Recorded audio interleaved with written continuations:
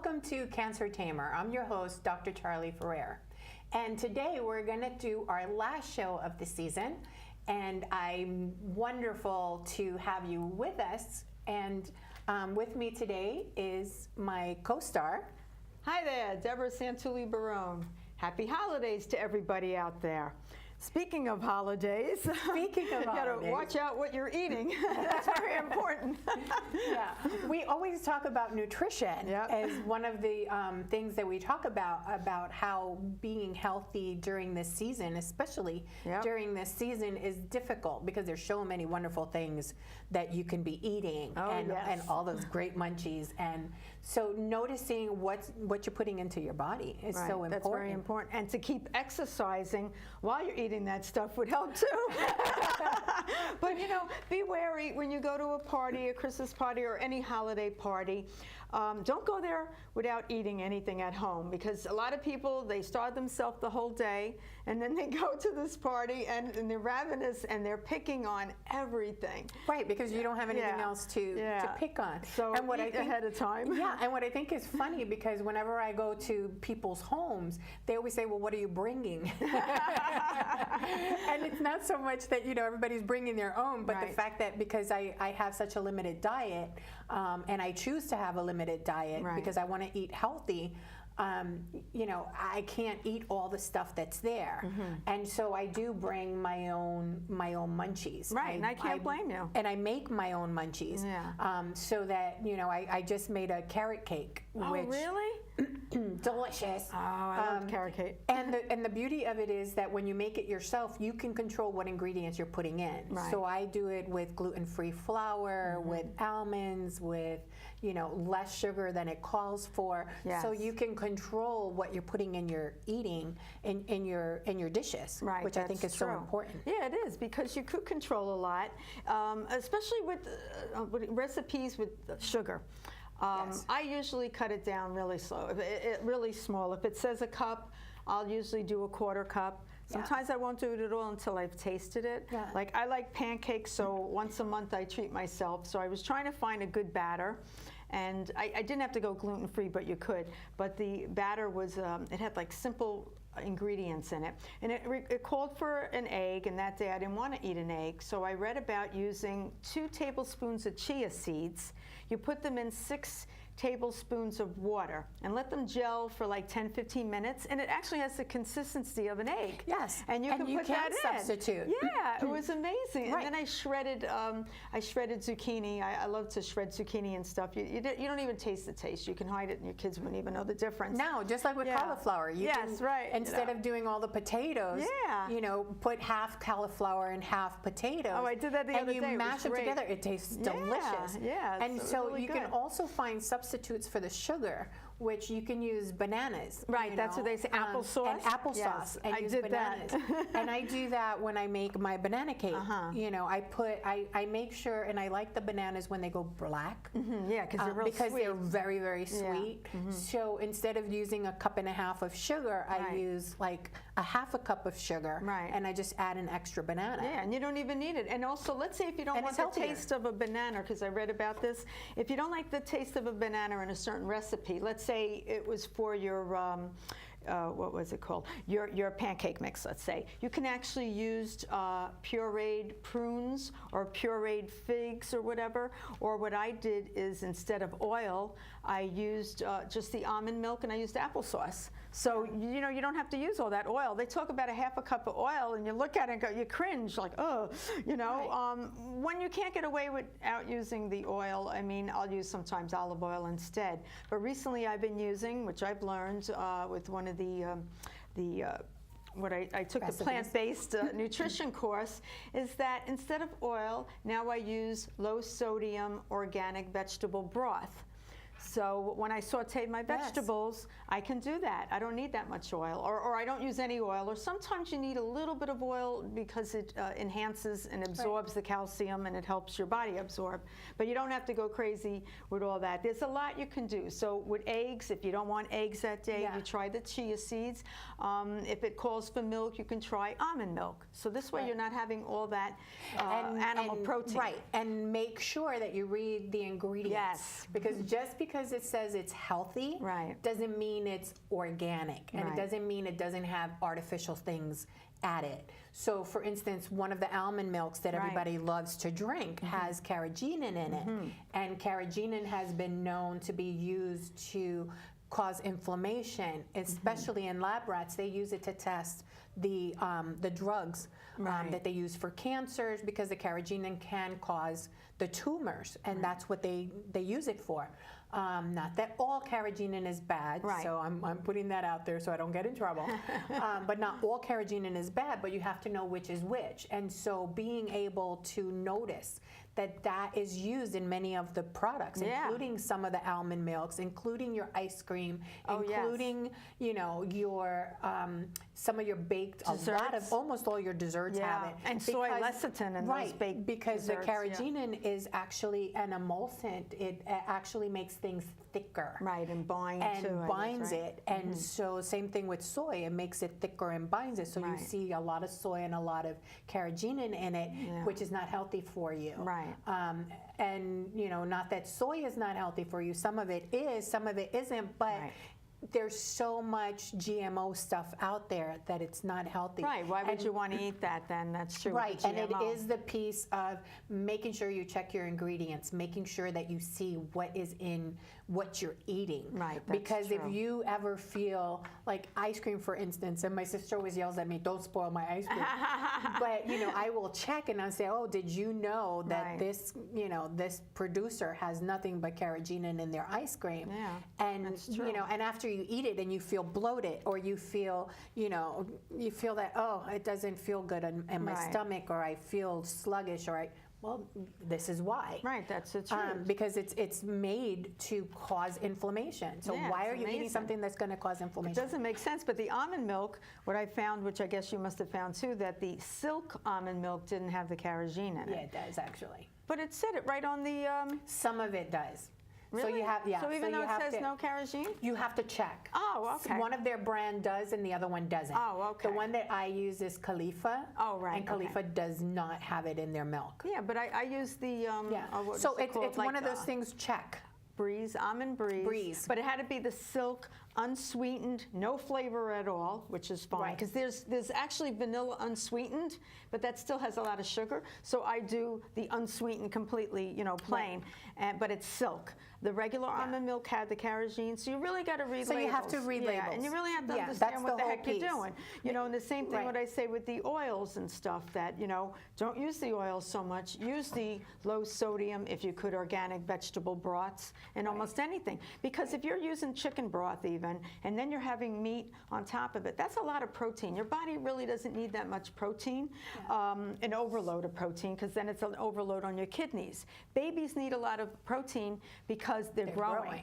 We've already grown. And you eat too much protein, you're going to grow this way more than anything, you know. You know, but even the ice cream, I bought Breyers. It said no antibiotics in it and no hormones. And I thought, oh, let me buy it. And then when I got home, I saw the carrageenan in it. So I was like, darn. Yeah, because you don't think. And you're used to, you know, you're used to what you're used to. You're used to grabbing this, you know, this brand or that brand, or you see the word organic on it. Well, it could be organic, but there are other things that aren't healthy for you. That's true. So, you know, and it's an adventure when you go shopping with me, because I stop and I look at every I take hours sometimes, and I'm like, oh God. And then you look for bread. Nobody wants to go. like you know, all the books say eat some whole grain. You know, put fiber in your diet. So when I'm looking for a bread that's whole grain, no matter what you look at, they all have soy lecithin. So if you're taking an estrogen blocker and then you're taking in this other stuff,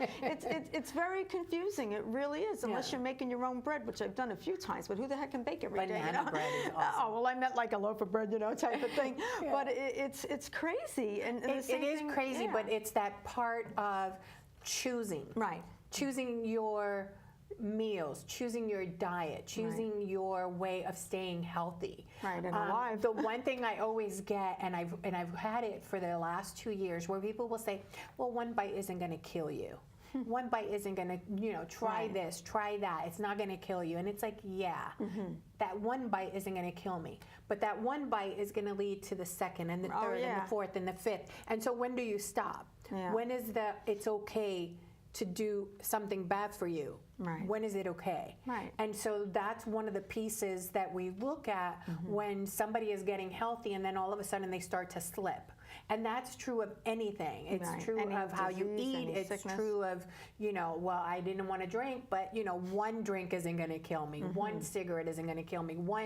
It doesn't. Right. But it's not just that one. It's the compilation of that you start doing, I tried that. I might as well try this. Right. And I tried that, and I might as well that's try human this. nature. And Right.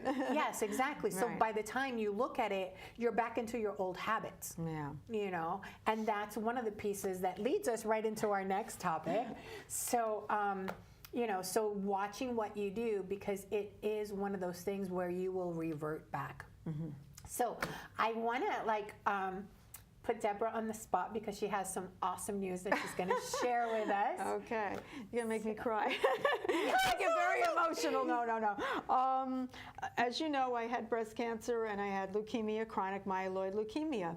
And so I'm taking 2 different medications, and between the both of them, it's a lot. It's strong medication. I have pain, and I worry about my liver and whatnot. And recently, when I went to see my leukemia doctor, she said I'm in remission, and I got off the leukemia medicine, which is such a great feat. I can't believe it, because I was so worried about my liver. They were watching my liver enzymes, and I was tired and fatigued. And all of a sudden, I got this energy, and I'm bouncing off the walls like the old Debra. I don't know how good it is, because I kind of push myself sometimes, but it came at a good time too, because my mother wasn't feeling well, and I've been helping her and helping to take care of her. And I thank God that I have this energy. And I feel so blessed. So that, and then there's a part of you too that feels like, okay, now what happens? Does your doctor just dump you now? Because then you feel like you don't have because you had him there for like 2 years or so. To hold me up, let's say, or like a safety net. And then she said, no, we're going to watch you every month for a year, and then maybe every 3 months, and so on and so on, and that she doesn't feel that the leukemia will come back, which is great. So that's exciting news. Very exciting. And to let people know, though, it is a normal feeling to feel like, okay, am I not going to see the doctor anymore? Because you need that safety feeling, and I'm going to continue, because she's going to continue to see me, and that's very good. So the beauty of it is that remission. Yes, whoever thought. So the other piece of the remission, and we were talking off camera about this, was how you focus on what it is, how you focus on what was said to you. Right. And I remember that you were saying, well, I have a 50% chance of getting it again. Yes. And then I changed it to 50% chance I'm not going to get it, and Charley didn't like that. I didn't like that either. Right. Because when you're in remission, first of all, I really don't like the fact that they say, well, you have to wait 5 years before you can say you're in remission. You're in remission when there's no cancer in your body.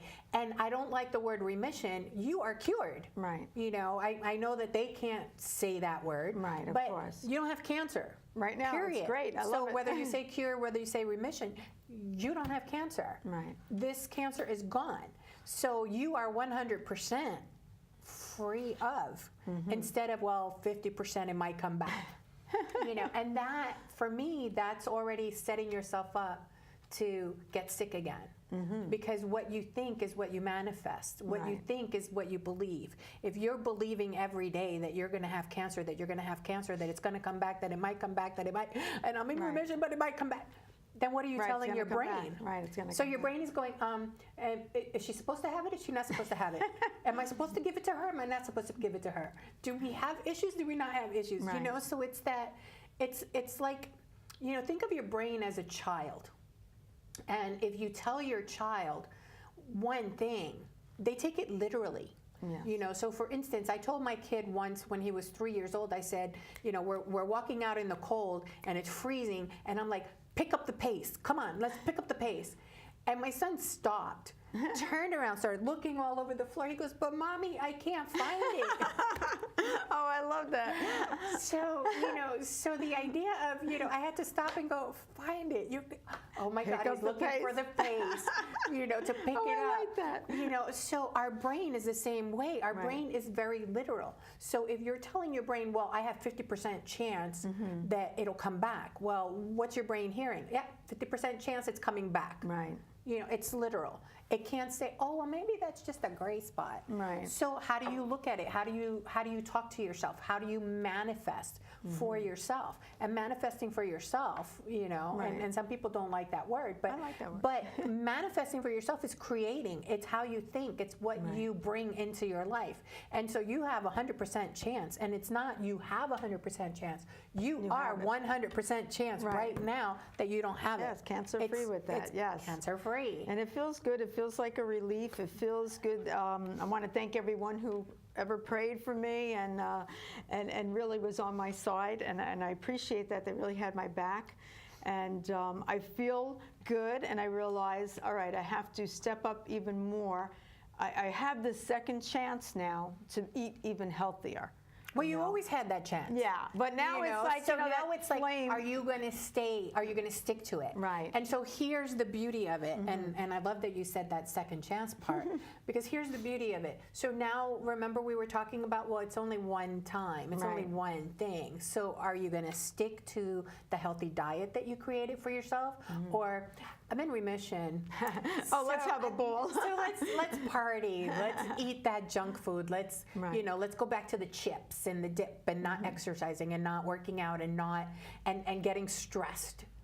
Because a lot of getting sick and chronic illness is partly stress. Oh, I believe that. And so so how do you celebrate and keep yourself celebrating the fact that remission is here, that you're free of the cancer, and making sure that you don't put your body back into a position where you get sick again?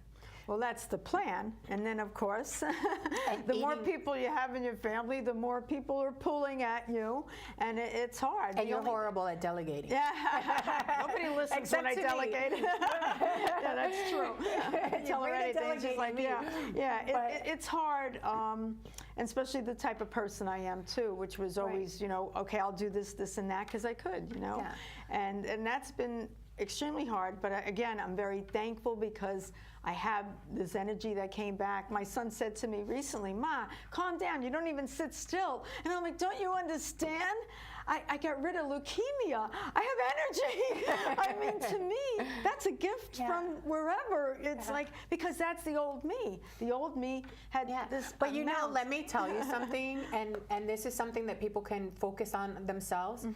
Because you think you have all this energy now because the doctor said you're in remission. Right. But girl, you run circles around me. People say I'm hyper, but you run circles around me. And so it's also that idea of being healthy, being good, being free of the weight. Right. And so back to, how do you talk to yourself? How do you implement things for yourself? What things do you say? Mike Dooley says thoughts become things, and it's true. Whatever you're thinking of, you create. Whatever, if you think somebody's going to be mean to you, they're mean to you. If you think you're going to, miss the train, you're going to miss the train. When you so step up self-fulfilling prophecies. Right, that's true. And so notice that, hey, I'm feeling good. I'm doing good. Finding ways. One of the things that you did was went to JCC. Yes. And you're doing ukulele lessons. Yes. How do you like that? I wanted to challenge myself and, say, let me try something new. And it's a lot of fun, and it's a place where I can just sit for that hour and laugh and sing, because you have to sing every song that you play on the ukulele. Otherwise, it just sounds like, okay, what kind of music is this? Yeah. And so you're letting that out, and you feel good when you leave there. And actually with the JCC, it only is, I think it's $3 a course, so $3 for a lesson. If you go for the 2 hours, it's $6. How can you go wrong? You sign up. People 62 and above, I don't know about anyone on disability. I don't know how that works, but there's a lot of different things there. And you can find out different programs. Yeah. There's all different kinds: painting, writing, you name it, guitar. They're going to start wait, what do you call those? Kazoos or whatever, your harmonica. Yeah, you know, like there's stuff there, and you leave there jolly, you know. And actually, when I had a lot more time and I was practicing every night because I wanted to get good at it, the cat that I adopted recently came into the room and sat there to listen, and then fell asleep. And I wasn't always playing that good in it, you know? And this cat fell asleep, and every time I play, she comes in, and it's so cute, you know? Like, I'm making her happy too. Yeah, so the beauty of it is, don't wait till somebody tells you that you're in remission. Start acting as. Right. So how would I behave if I was in remission? What would I do if I was in remission? What would it look like? What things would I, you know, participate in? How would I create my world? How would, you know, what things do you want to learn? Right. You know, the beauty of it is not to wait till somebody tells you, but act as if. It's correct what you're saying, and yet I felt like when you're in it, it's like when you are in the Army and you're in the mud and you're in those trenches, and you're not thinking that. Yeah, right. You know, that's right. You can't seem to think ahead of it that way. So you're just trying to deal with in the trenches. But then as soon as they let you out, it's like, ooh, I broke free. Yeah, exactly. But it's the but idea that makes sense. Of breaking free before you break free. Right. You know, it's like an athlete where they start visualizing the goal. Right. They start visualizing that race. They start visualizing how much more would I have to put out? Where would my arms be? How would I move? How would I position myself? Would I sit up straight, or would I just be like this? So in all the ways that you start acting as if, creating that, visualizing it, that's what then you're bringing into your life. You know, so visualize, what would your remission look like? What would you do in remission? Would you go and learn a new language? Would you go and do a new exercise? Would you, you know, what would you do? Would you go on vacation finally, because you've been waiting for a vacation? Right. You know, then what would that look like? Right. What would that be like? How much fun would you have? You know, and setting yourself up for joy, for the energy that you need. And as you start visualizing it and start pretending, it becomes true. It becomes a reality. And well, you just I see step what you're into saying. it. Well, I think, though, in a way that we do that, because once we got diagnosed, right, we started eating better, okay? So it kind of sets you up for when you get to the point where they say, all right, the cancer's gone. Yeah. If you had been eating bad all that time, you could never feel this You wouldn't energetic. heal. You wouldn't heal, number one. You wouldn't be that energetic, because you'd be back to the same old, same old. And so that's the piece with the remission. And so here's the remission and the recurrence. Right. And so the minute that you're in remission, you fear. Now it's a new fear. Right. It's not, oh my God, I have cancer. It's like, oh my God, when is it coming back? Right. And then You that's know, a normal fear. Yeah. And that was your piece of when you started saying, oh, well, I have a 50 chance of it coming back. I said, no, you don't. You have a 50% chance that it won't come back. Right. And then once you were comfortable with that, I said, well, you're 100% chance cured. Yeah, that's you know, so it true. took you a little bit to be able to go there. Yeah, because I didn't feel comfortable with that. I was too scared to say that at first. See, I waited a whole week before I gave you the other one. I appreciate that. No, but it helps. You're right. You're absolutely correct. And I'm happy that I did take matters into my own hands to start eating better.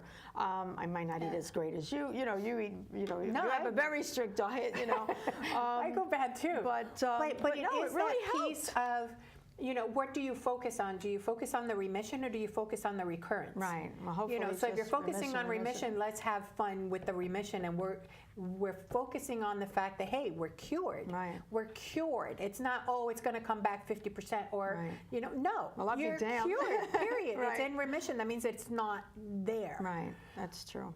Then you start where, don't let yourself fall into the, recurrence. Because the minute you start doing that, then what are you telling your brain? Right, to let it happen. It's coming back, it's coming back, it's coming back.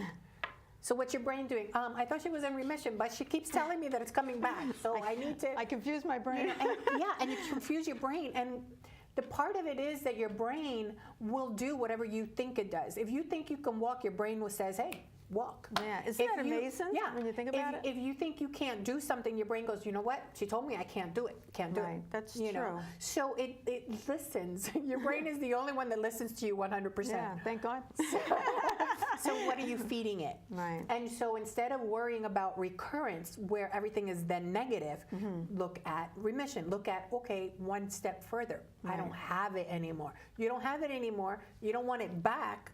What are you going to do? Are you going to go back to all the craziness that you used to do, all the drinking and the I don't want to say Speak for drinking and yourself. Wait a minute. But, you know, eating unhealthy, drinking unhealthy, and not exercising, getting yourself stressed out. Those are all the things that lead to a chronic condition such as cancer. And so what are you going to do? Are you going to fall back to old habits, which I think is part of why people get recurrence? Because you're like, hey, I'm cured. Right. And then you go back to the same thing. Just like people with heart conditions. You know, when you have somebody that had a heart condition, hey, I had a bypass surgery. And within 3 months, what are they doing? They're eating all that unhealthy food. They're smoking again sometimes too. Exactly. So they're putting themselves back into the same position that caused the discomfort in the body. That's true. So, you know, with remission, awesome. Yes. You know, but let's think further. Let's think healthy. I'm 100% healthy. Right. You know, I'm 100% able to decide for myself from this part forward. Yes. I'm 100% in charge of what my body does. And that means I'm going to treat it better. I'm going to eat healthier. I'm going to de-stress. I'm going to do whatever it is. I'm going to go on vacation. I'm going to, you know, limit the access that toxic people have to get to me. I should go like that when they come near me. Bing, bing, bing. It's like, oh, I'm sorry. Or like I have an appointment. Yeah, right.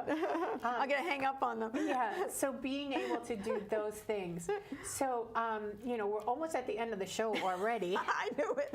And we have tons of things to talk about. So before we end, I want to do a quick shout out to one of the new projects that we have going on for Cancer Tamer Foundation is that Deborah and I are going to be putting together and hosting the Breast Cancer Diaries. And so we're looking to you to be able to submit some of your experiences to be able to be used in the play.